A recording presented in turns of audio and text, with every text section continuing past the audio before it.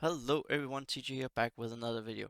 Today we got a very special guest, Swag, and we are gonna be doing a good Glyph guide for Rohan and a few other people. So if you're ready, let's take a closer look.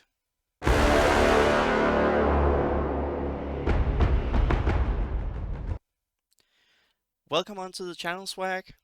So happy to have you here. Thanks for having me. I'm glad we're doing a second video on this. People have been asking.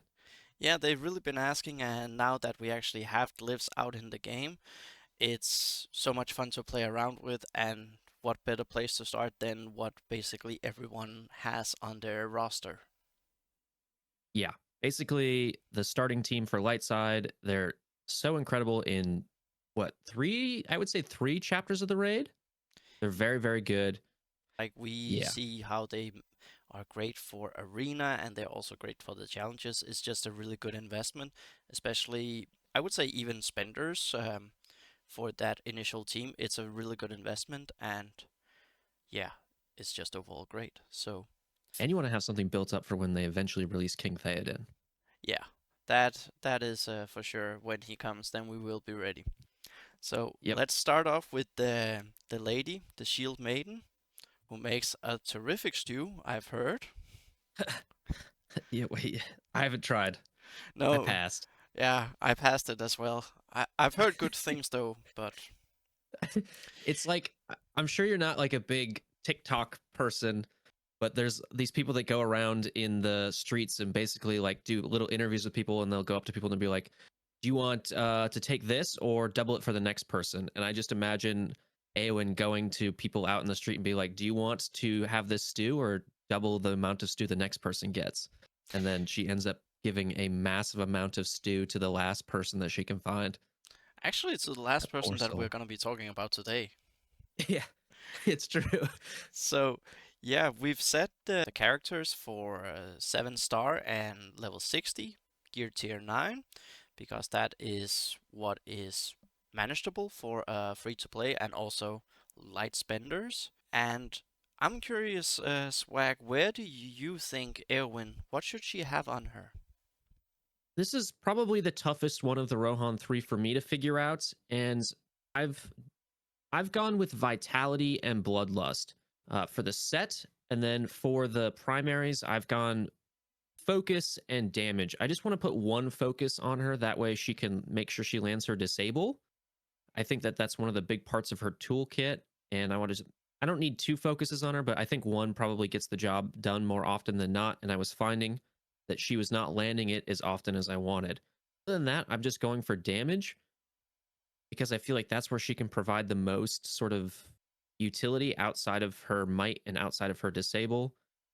I went with vitality because her skills are on relatively high cooldown, and it's not a case where you want to do Lembus with her because the skill that you would be getting back that first turn is her disable as opposed to the might. And so I don't think that that is best one to she's not a good candidate for Lembus, but I do think she's got a good amount of survivability with Eomer's sort of passive heal that she gets, but there's not a lot of other healing, and that's why you often pair a healer with the Rohan 3.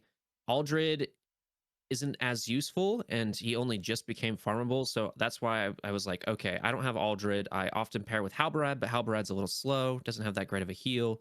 And so I was like, okay, she just needs some more sustain. You might as well pair that with. With Vitality, and the funny thing is, I've actually gone exactly the same as you. Yeah. For the sets, like for the primary set, definitely I've been thinking Vitality because she has the defensive stacks, she has the counter attacks, so Vitality would really help her as it would enable her to take her turn more frequently and getting that regeneration heal. So that's really, really good. I just want to point out you just mentioned she does have a bunch of defensive stacks, and I think this is maybe not something everybody knows, but you can, even if you have defensive, you can be crit. It's just Exactly. that the defensive sort of cancels the crit out, but that will still trigger the vitality. Yeah, that's a very good point, and also it blocks the next hit, but you still can get the crit on you, so it will still trigger. and that's where I feel she lacks. Also, if we look at her health, the 7-star gear tier 9, she has just below 32k. So with lifts, if we go with her actual deadlifts that gets the job done, then she would be boosted up to 35k with the gear tier 9.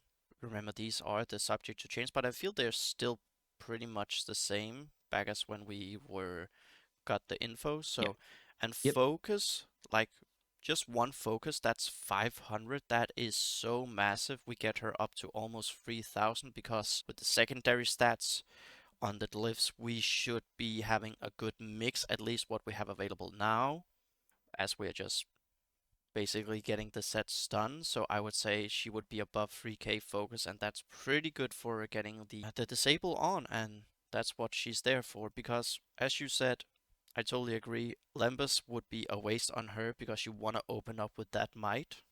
Yeah. And Bloodlust, she has a lot of counter attacks, so getting that 30% if she actually gets the kill, that means you get the cooldowns rolling, and that's just overall, I would say, it's a great one.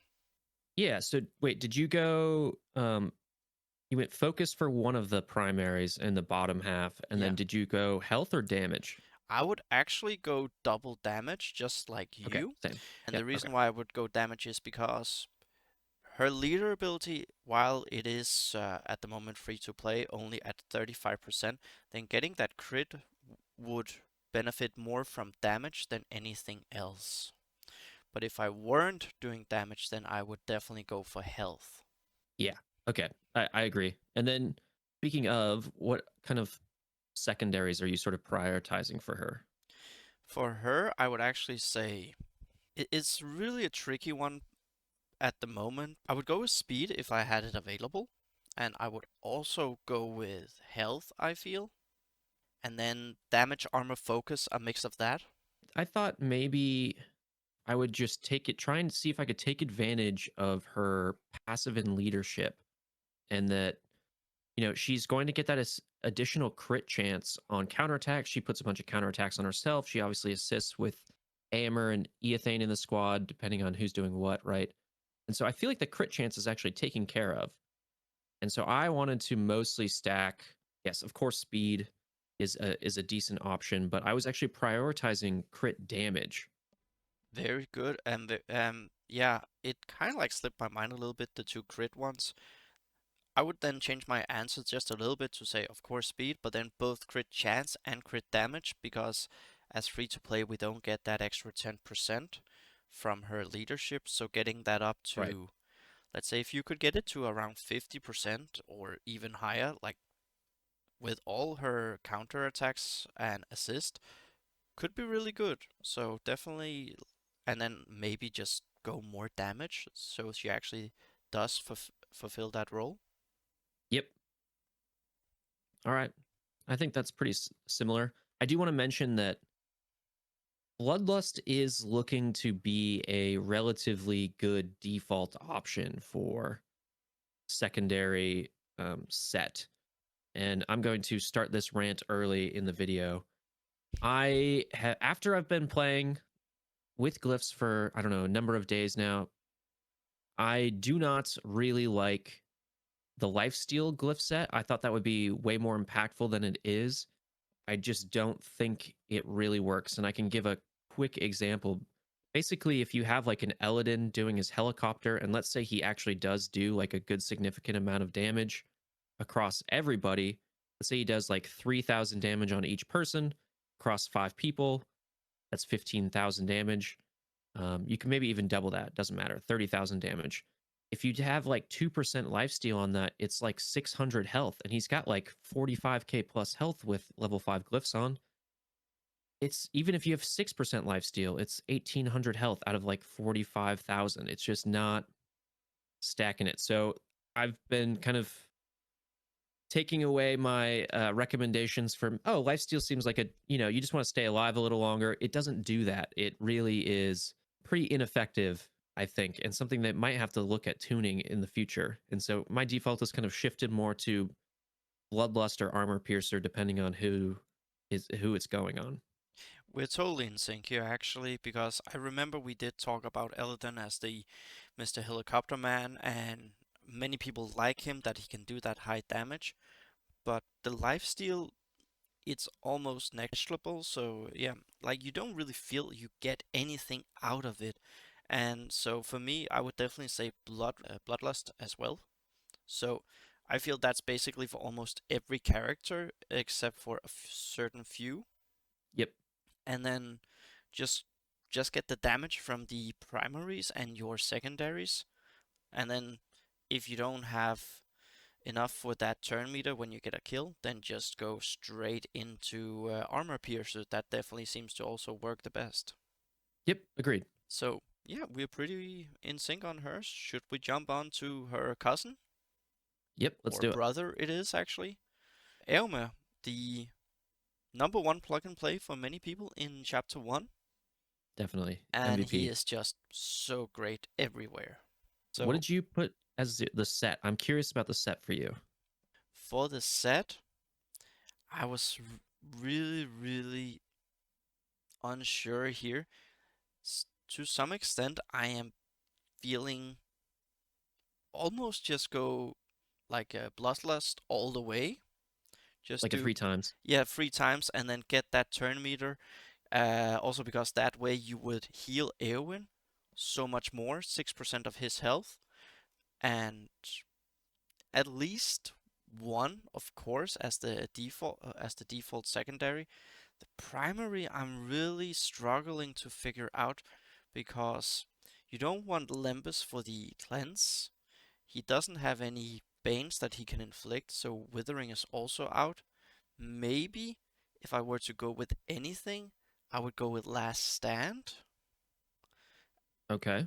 or Vitality, but I'm more inclined to just go full free secondaries on him. I think he's a good candidate for 3 times Bloodlust. I on my main account I put Vitality on him again just because I want in the raids when I'm using the Rohan 3, I often find that what stops a run most frequently for me is just sort of lack of healing on the team. And I just want to make sure I can continue to get that little bit of healing. But I do think these are both pretty much viable options. Either the turn meter route with like 3 times Bloodlust because he is doing so many assists and he hits so hard that he is likely to kill somebody. However, I do think that that is less impactful in chapters 2 and 4. And instead, I want to kind of make sure that he survives longer.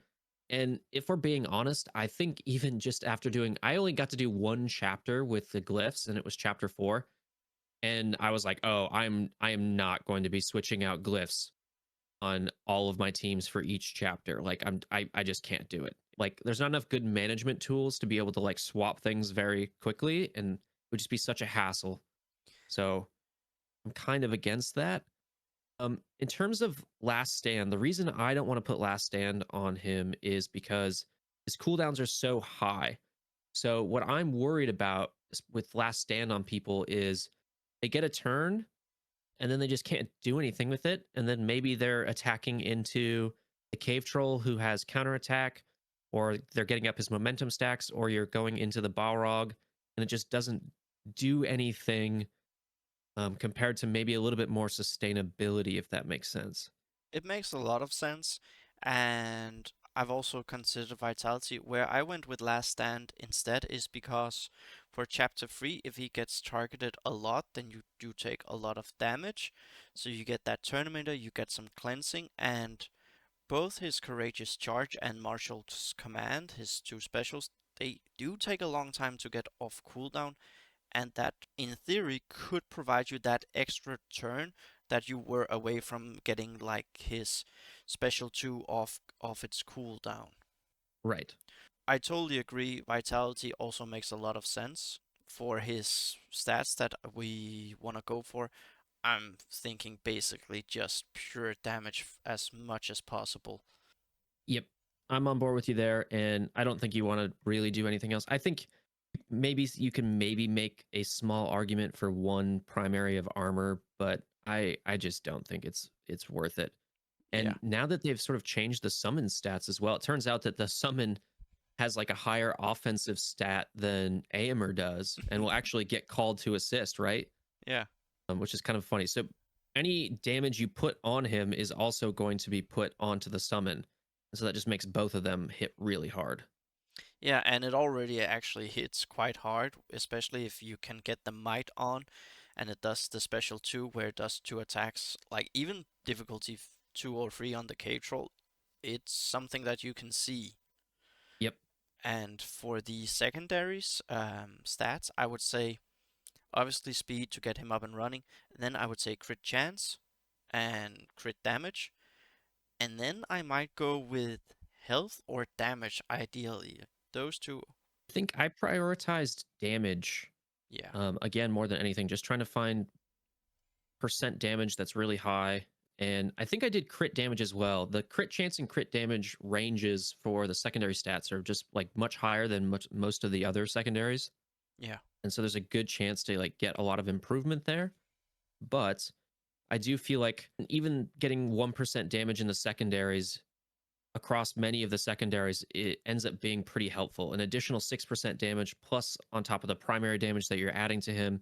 I do think that that stacks up in the long run. And I'm wondering if I can tell you how much. Yeah, so my Eomer right now with just level 5 glyphs gets like close to 900 damage from glyphs out of the 3,500 he had before, which is a sizable amount. And that's also where I feel like glyphs are so fun and free to play people. You have a free to play account. Like the goal to take it up to 5 star or to level 5 so you have the secondaries revealed.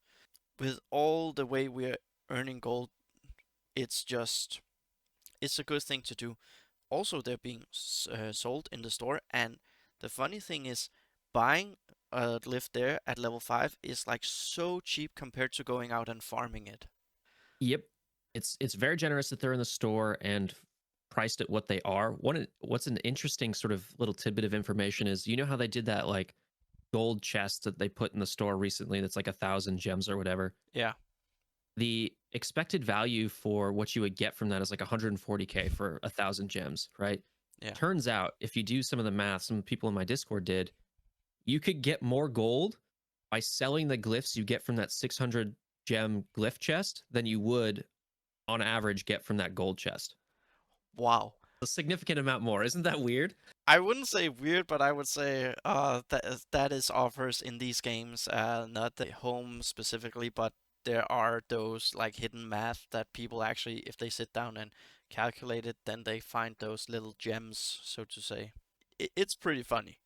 I really agree with your point that it hasn't really felt like a gold sink either on my free to play account or my main account. It's doesn't feel like a gold sink like star promotions do, you know.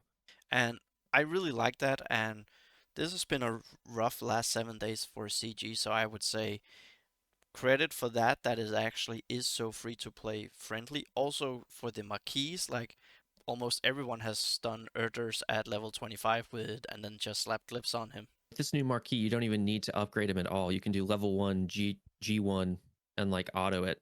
Yeah, I've heard that. And even though then, like I leveled him to 25 also because I needed to get him done anyway. So I figured let's Right. just slap on some glyphs, and it was just such a cakewalk. Yeah, exactly. It wasn't tuned with glyphs in mind, I guess. Yeah, but I'm sure they will fix that. Yeah, Yeah, should we move on to the tank of the trio? let's do it. So Eothane, he is definitely someone that people are farming or should be farming even for the squad, but also for the meta in arena at the moment. That is gonna be shifting away, but he's still gonna have place on a lot of teams. I feel for defensive. Yeah, it's the turn meter manipulation that he can give out, right? I mean, you can make your team go faster while targeting everything at him with right his special two, and that is very, very strong. Also, just giving everybody counters, very anti AoE and an AoE heavy meta that will obviously probably be changing with Thorin. You don't know for sure, but it's looking that way to me. Yeah, And Thorin is definitely not an AoE focused meta. Maybe Bomber, the God King Bomber, but he that's sort of a different story. The team itself is very single target focused. I kind of I went with vitality on Eothane too. Again, just sort of that theme of how do I use these characters in the raid and what do I feel would make them better? So like when I'm playing in the raid, what is the thing that takes this team out the most? And I do feel it's just like basically lack of healing more often than not because they have the tools to get around the other raid mechanics better than a lot of other teams. So I just feel that vitality is a good way to make sure that they stay alive a little bit longer. I also did a 2 times shield wall for his secondary, but what did you put? I've actually considered going full on shield wall on him because he has that many provokes. Now, of course, as most people might know, that normally you would just level up his special one to level 5 so you don't get the 4 stacks. That has been an issue, but for raid specifically, those 4 provoke stacks will be nice. That's also where vitality is really, really great because that means he's gonna take a lot of hits, so he get his regen stacks on. But at the same time, if you do full shield wall, that's 9% damage. That is more something you can sense and feel in game when you watch it. Yeah, that's absolutely true. And I think with the way I play my Eothane, that's the thing is that there's a little bit of differences in just like you have maybe that skill leveled up. And so you focus maybe more on the tanking capabilities of Eothane. I still feel my Eothane is a little bit too squishy. And so I mostly save his provokes for when I feel like he's probably going to do his death rattle sometime soon. And I just want to make sure that my team gets some more turn meter on the board before he gets knocked out. And in that way, I don't feel like Shield Wall is as useful for him just because I choose not to play him with somebody who's provoking all the time. One thing I do want to mention is for him specifically, I feel we should have a set of last stand for chapter 3 ready to go there. Considering how cheap it is to use glyphs, like I'm 100% on board about swapping glyphs. They're not exhausted, but like it feels like there's a visual bug. Like you know this glyph is on someone else than what the actual icon says. So that's really confusing. And I hope when they add a like save these 6 glyphs, then I would definitely swap more.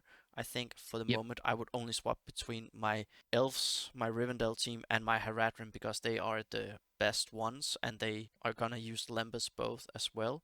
But for Eothane, yeah, a vitality overall, and then for chapter 3, go with the last stand so he can actually not die due to those 10 stacks would be really helpful. Is there a case, now that I'm looking at it, is there a case maybe for putting Lembus on Eothane here? So turn one, he gets his counterattack, right? He does AoE, gets his counterattack, and then that will immediately put 2 extra stamina into his counterattack again. You're going to get that up more frequently. I think Lembas is actually like a hidden gem. It would require a specific playstyle with the team build because you can do your special 1 and your special 2 more often, but also the fact that you gain so many counters to everyone. So there is definitely something there. I hope someone will test it out. I don't have at the moment the glyphs rightly set up for that, but it could be really fun to test, especially for the chapter 3, but also chapter 1. I feel getting all those counter attacks would actually be really nice for people, and getting that turn meter as they keep getting more stacks could be a very interesting one. Very good picked up on that swag. Yeah, I can. I'm gonna try it now, actually. Because I was just looking at the LOTR.GG site and I was like, oh, this might actually work. His cooldowns are kind of aligned for it, so we'll see. Yeah, definitely looking forward to hearing about that. And for his primary stats, what have you gone for? For me, I've gone with health, honestly. If I would go for something like on him, I don't really care about the damage that much. However, I would say at least one focus so I could land that expose on the Balrog and on the Cave Troll because expose armor reduced by 50% is so massive on both of them. Yep. You and I are thinking basically the same here. I actually went with 2 focus primaries just for that reason alone. I want to guarantee that he is going to be landing that expose every time because it often, especially like you mentioned in chapter 2 and chapter 4, I do feel like there's a DPS check component to that. And you get might on one end from Eowyn, and you have, if you can consistently and constantly apply expose with Eothane, you're kind of maximizing both sort of potentials there. It's almost necessary. Make sure you're landing some of that. Yeah, otherwise you leave it to the dice roll basically. Yep. So, So I went with 2 focus and then HP as well, just because that stacks up off of his passive, right? yeah. For secondary stats, Let me just mention really quickly something, a little technical detail, which is that the way these stats are sort of calculated is that on your screen outside of combat, it's going to calculate your base stats from your level, your stars, your gear, and then now your glyphs as well get all added together sort of in your character stat screen. And then your passive only takes effect once you get into combat. So it may not seem like you're getting that extra as much health as you maybe thought with somebody on Eothane because you put a health glyph on and you expect the passive to also give an additional boost. It does only come into play once you get into combat. Yeah, that's very true. Like passives like his is once we get into a combat, like it you can't see it before. So his 41k, and then let's say we add a bunch of glyphs on, you could maybe push him with the percentage and everything to 50k, and then plus 20% max health on top of that. That's a lot. That's really tanky. Yeah, he becomes a little beef boy. In terms of secondaries, I think my plan with Eothane moving forward is actually I sort of want to transition away from hopefully having two focus primaries and instead just have a bunch of focus, really good focus secondaries, and then put one of my focus primaries into health. And then just focusing on, if I can get HP on there as well on my secondaries, that's probably a big win for me. Just playing off his strengths, basically, what I want him to do. Yeah. I would say at least I would actually go with a block chance for him. Oh, yeah, Like I yeah. would actually want that also because it is on other members, like here and there. There is some merit to it, in especially in chapter 3, so you could use that. Like a good block chance, speed of course, and then I would say health, maybe even armor actually, because it does scale a lot. So Yeah, his armor's okay. yeah, Um, it's better yeah, than other people, but it's not amazing. right. Now we're moving away from the light trio that everyone has and into a very favorite for many people who have him leveled up. I think many went 7 star in him back when the star change came, and some were like, oh, it isn't working as great as I intended. I love this guy. I He's so like him good. sometimes. You like him sometimes? Yes. I'm a big fan. Yeah. What'd you put on him? Well, the thing is, I'm thinking honestly for him, I would actually go with Olympus for him, and that is because I could start off with his rampage, or just like I want him to do as much AoE as possible. Right. So that was my initial idea to just say, I know it's not the most effective, but it does give me so much more AoE, and that is helpful in everything, especially in chapter 3 and chapter 1. So you can get the bomber to get that 50% kills. So yeah, for me, I would say Limbus honestly, and then a Bloodlust as well, because if he does get a kill, then you do get that turn meter. Yeah. So I think with the original version of Lembus that they sent out on the sort of glyph guide notes on the website, that would have been really, really good because you could get so many AoEs sort of back to back to back. But they changed it, and now you only get two stamina total back from the Lembas set, which I think is still useful for certain niche characters. I think Elrond is an obvious choice for Lembas. Yeah. And I think that that's less useful maybe now for Ironhide. You'll get one stamina in a special two at the start, and then you'll get a stamina back when you use that first skill, but you won't get another stamina back when you use the other skill. That's the sort of change they made. It's not first of each skill, it's just the first skill you use, you get a stamina back, which is, yeah, a nerf from how they originally presented it. So somebody came to me, his name's Mangface, and told me, hey, I just used Ironhide with 3 times Bloodlust set in chapter 3, and he is invincible, basically. And he just keeps going and he keeps going, and he just, because he already hits so hard and he's got the AoEs, he just does so much work that he got an easy, even with the currently glitched or like broken chapter 3, he was able to get 900k with his Rohan squad. Rohan plus Ironhide. You just gave me a great idea here. Okay. Swap in Nuraz, he will slap provoke on, so you actually get the marked on Ironhide, and then he will cleanse that as he just keeps killing people. He keeps taking his turn. Oh, interesting. And you can cleanse and you have defensive there. Then you have Eowyn on top of that, so she can also cleanse a little bit. And if you do need to swap it around, then you have an Eothane in there actually to take it away from the Ironhide, and then you could swap it back on through Nuras, and you get a double weight of summoning. So you could actually score really high there. Yeah, I really do like using Nuraz with the Rohan 3 for the double summon sort of strategy there. It's interesting though. I think if you can just figure out how to make sure he survives the first wave without getting super bombarded, which we won't be able to do until they fix chapter 3, then that might be a really viable strategy where you can actually outrun it's like 3 turns of marked and capture that are on there. Yeah. Actually, does capture expire? Yes, they do say it expire after 3 turns, I believe, but I've never seen it actually go away. I don't Yeah, know me if either. it's the person doesn't have to be hit because then the Skull Crusher could technically mess that up. If Yeah. his swipe is like hidden, prolonging that, extending it due to even people don't get the capture stack on them, but I know when they released Chapter 3, they said if you haven't been hit for X amount of time, it will go away, but we never seen it.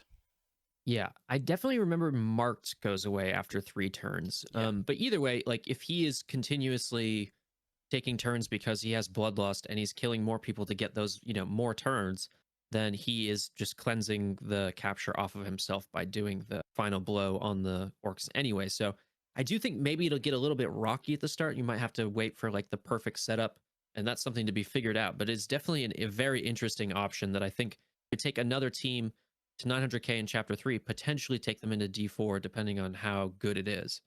yeah, because we know the hits from the Skull Crusher. I think most people, when Chapter 3 came out, they tried Div 4, and people haven't really gone back since because there was so much speed and there's so high damage. I will definitely have a look at the difficulty 4 in chapter 3, but I don't think and that would be with Rivendell. I don't think they can do it, but it would be interesting just to, now that we have glyphs in the game, how are we feeling, and then we have a better understanding of what is required.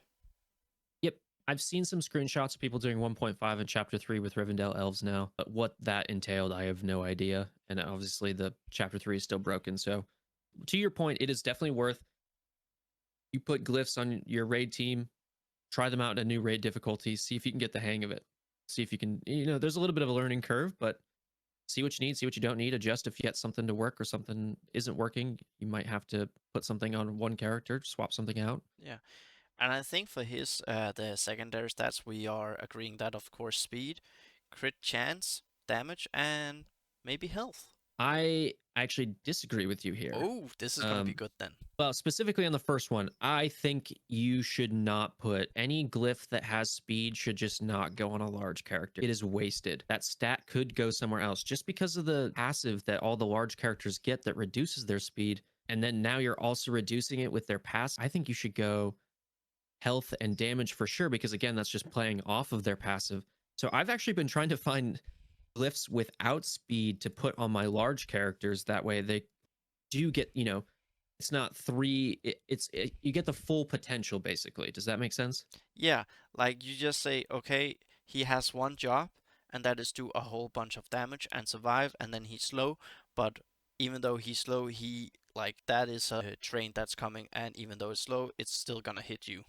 Yes. One, you're not going to change it. You could put the best speed mods in the world on him. You can give him 45 speed. It's just not going to do that much for him. It's not going to go that much faster than anybody else. But two, if you're going to do something like put 3 times bloodlust set on him anyway, you don't need the speed because you're already getting all the turn meter, which kind of takes over for speed. Yeah, and that means you are then less dependent on like what you roll on your glyph. So yeah, that's a really good point. Thank you for bringing that up. Like I think that that is something that we often overlook in these new phase of glyphs. But yeah, like damage, health, like just get him rolling.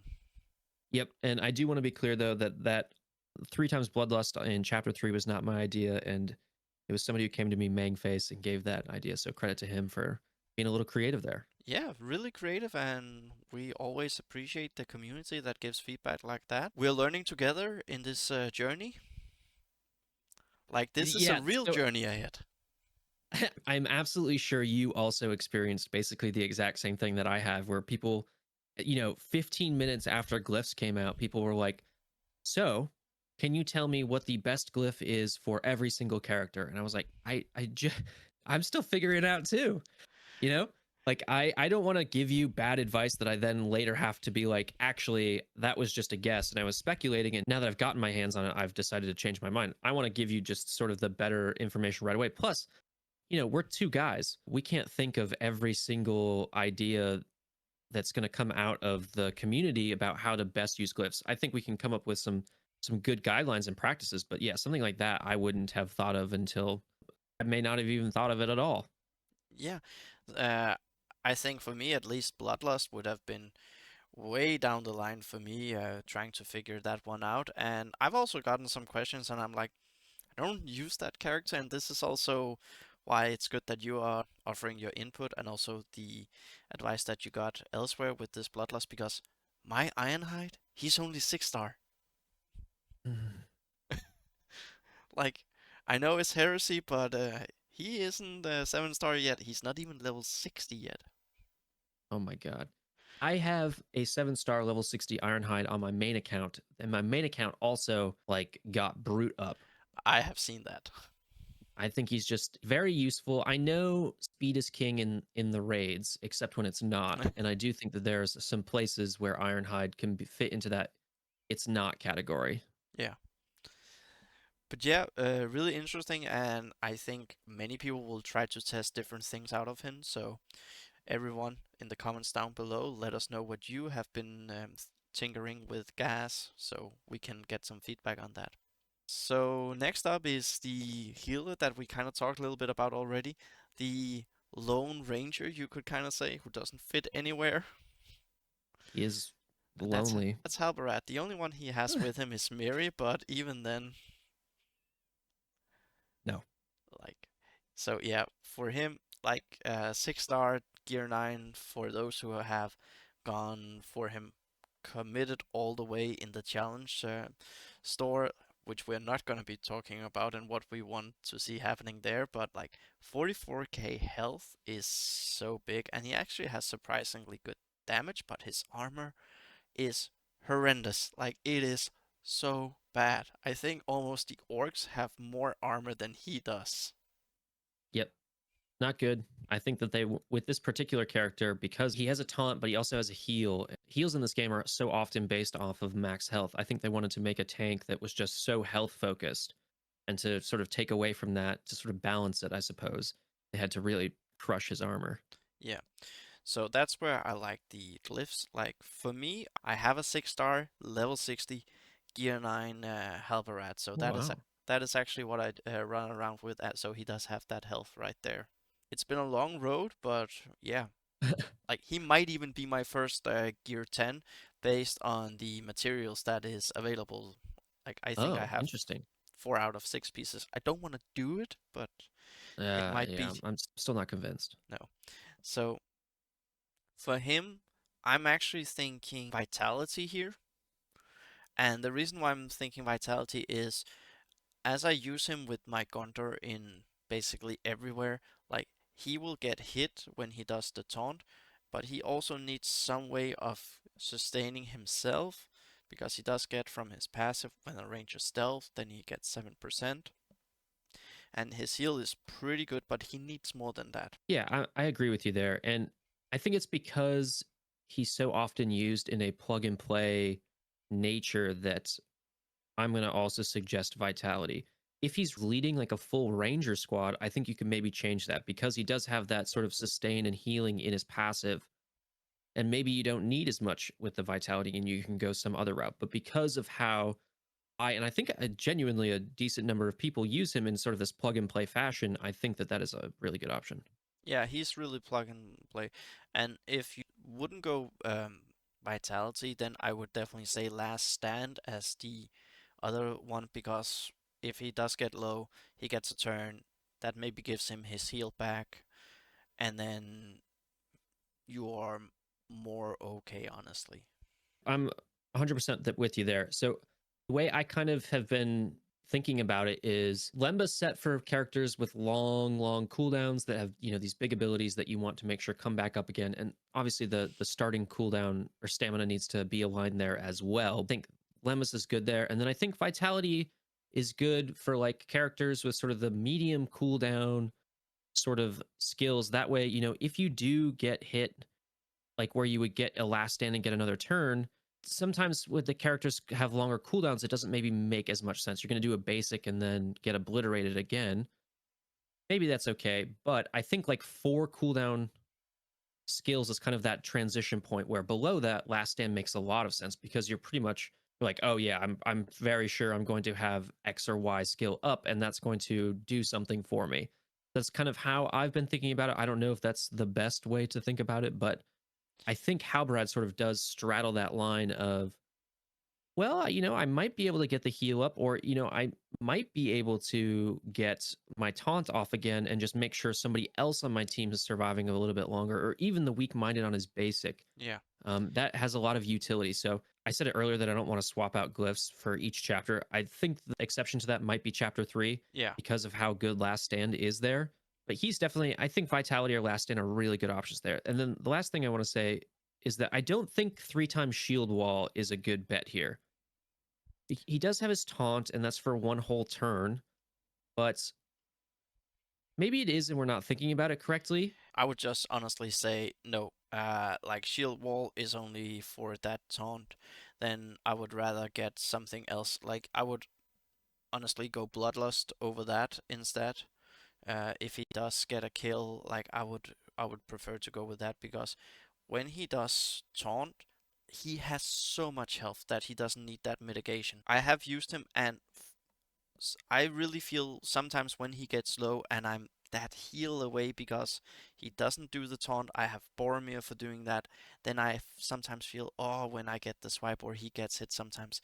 If only I had another turn. And that's also where, like, as you get worn down in chapter 3, but to some extent also chapter 1, that is where I would say Last Stand really makes a lot of viability for him because normally I feel I am that one turn away from using his special one to get the heal off and then getting that 25%. It would also be a very clever way of saying, okay, I'm gonna take the taunt away from someone else. He's maybe at 35% health. Let him get the hits, and then once he is actually to 25%, he takes his turn. The taunt goes away Yep, that's very true. To make sure he doesn't die when he's taunting, that's a very good point.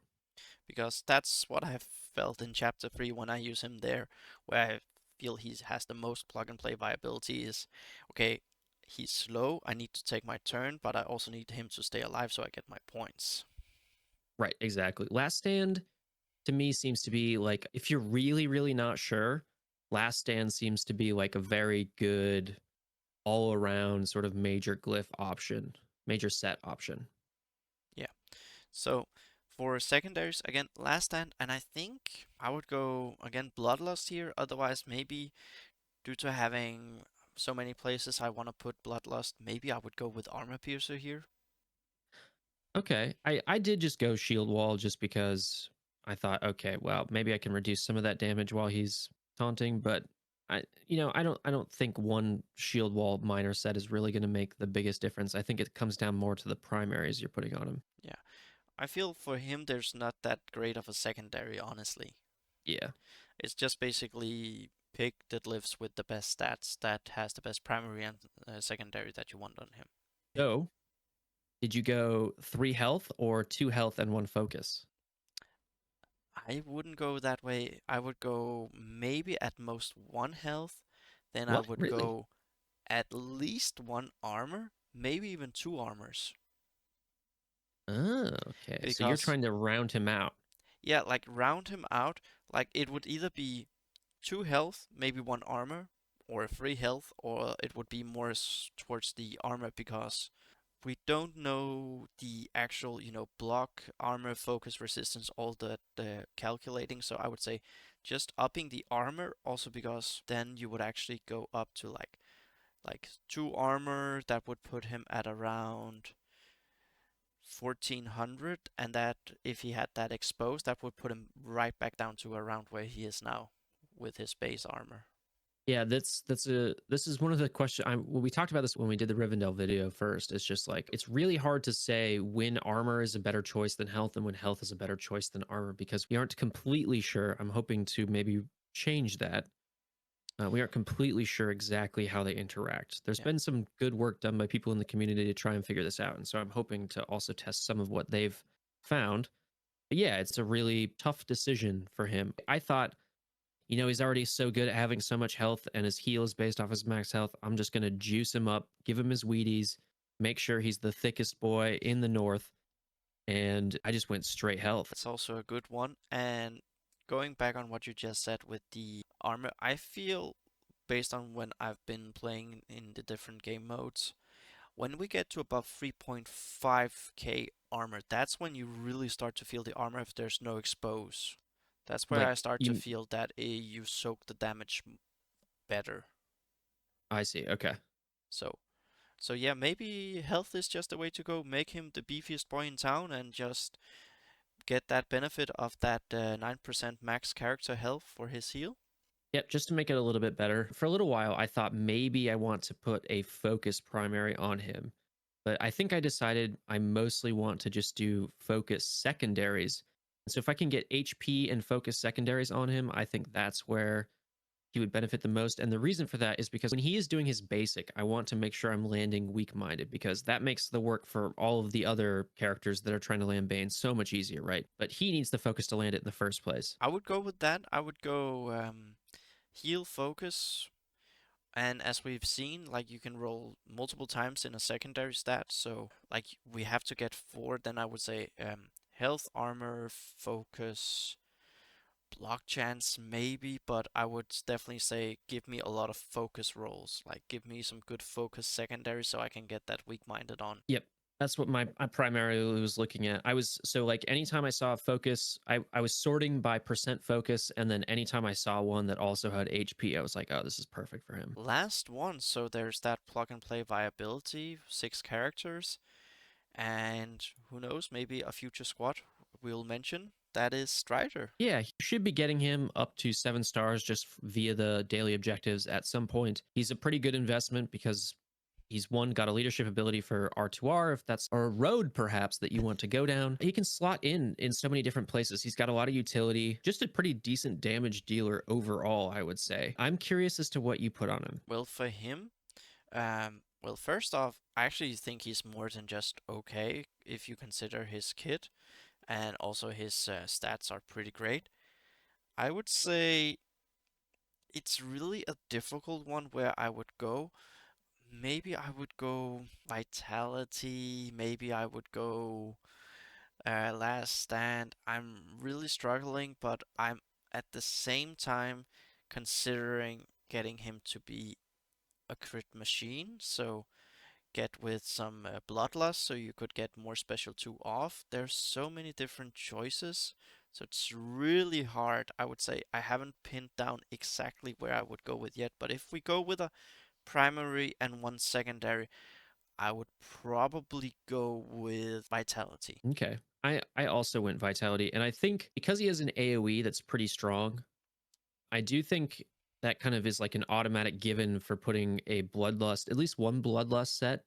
Doesn't have to be all three, but maybe you can do one major and then one Bloodlust minor, just because, yes, he has the possibility of killing people, and he has the possibility of killing two, and then you are just giving him so much turn meter as a result of that. So anybody who's got those massive AoEs, I think, could benefit from having even just one Bloodlust set. He also straddles that line for me, though, between Last Stand and Vitality. I put Vitality on him just because I think I was out of Last Stand. I think I do kind of want to put some Last Stand on him. We're going to talk about him as a plug and play character at the moment Yeah. and not as the leader of the R2R squad.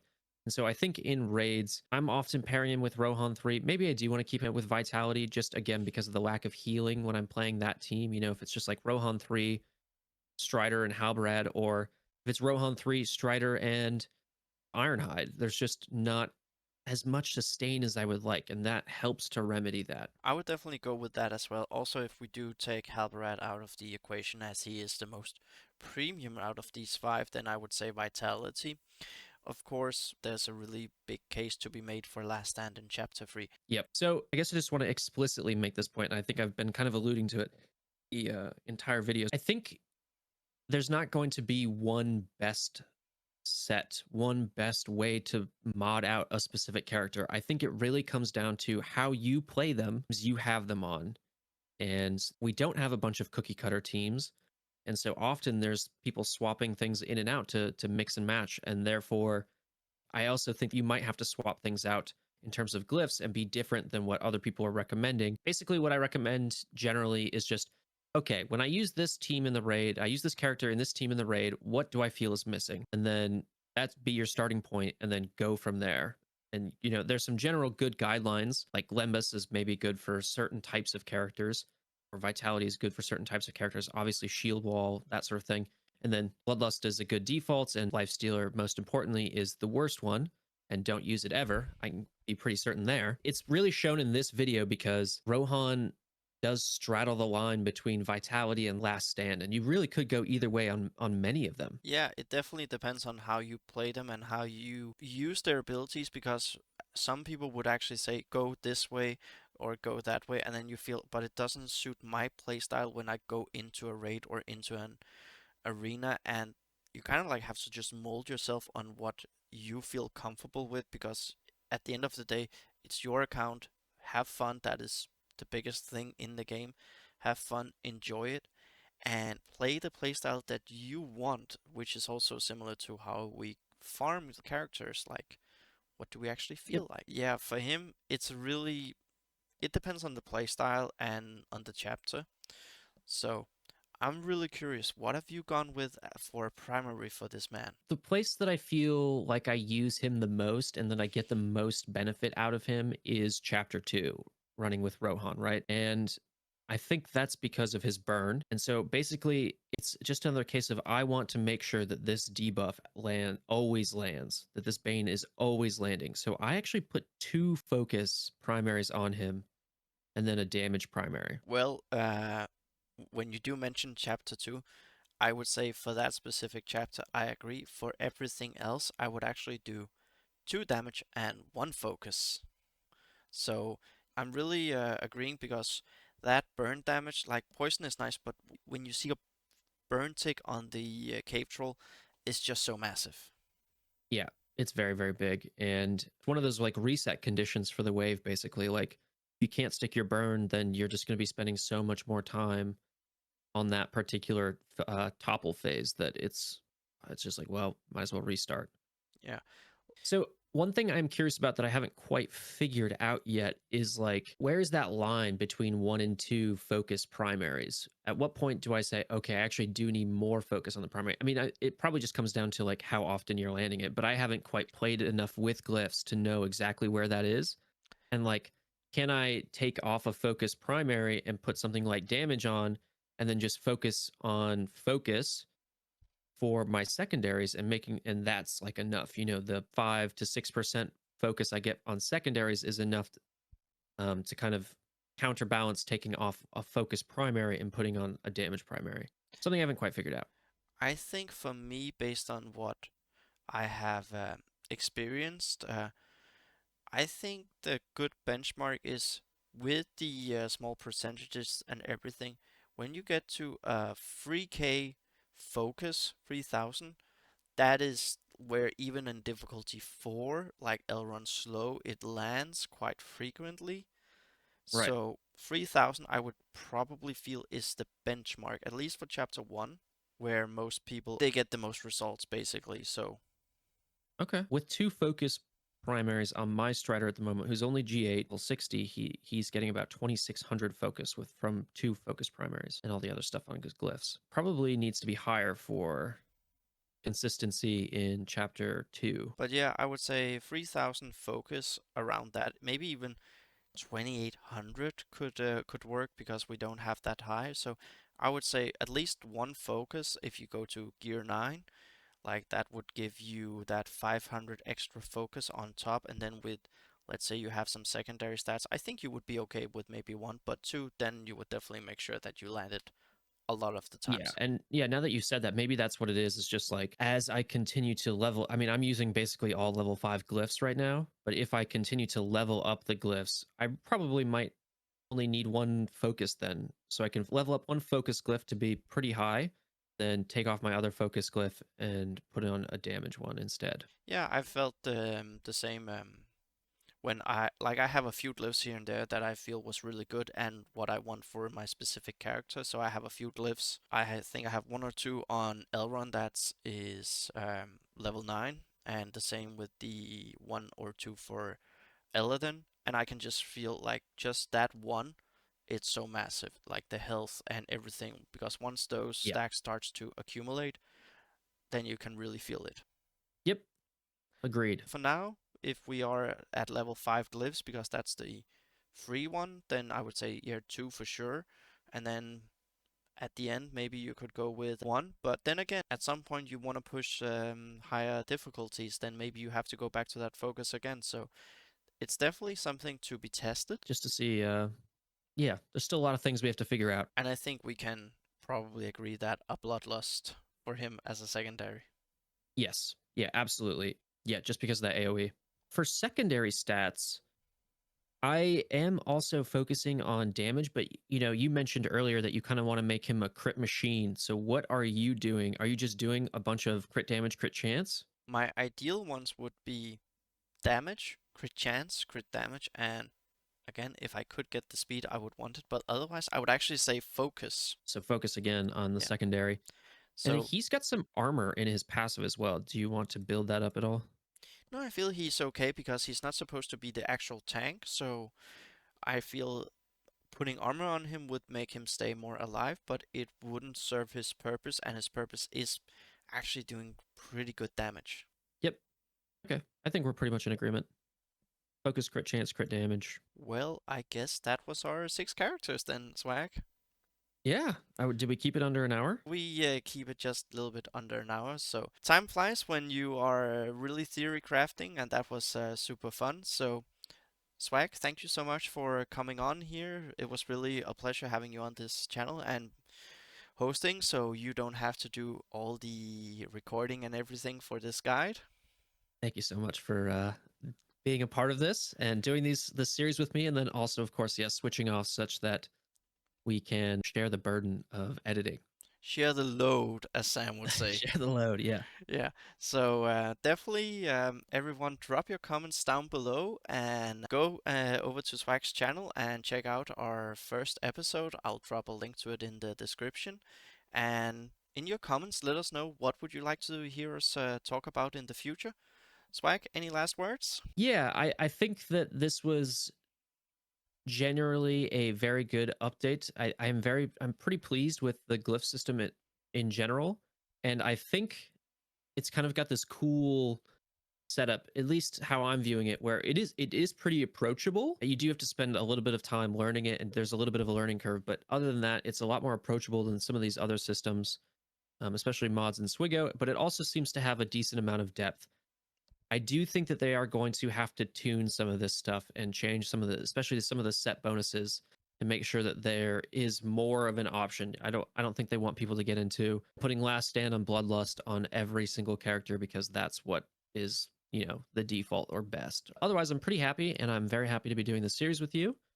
And yeah, that's it. Yeah, so we'll see you all in the next one.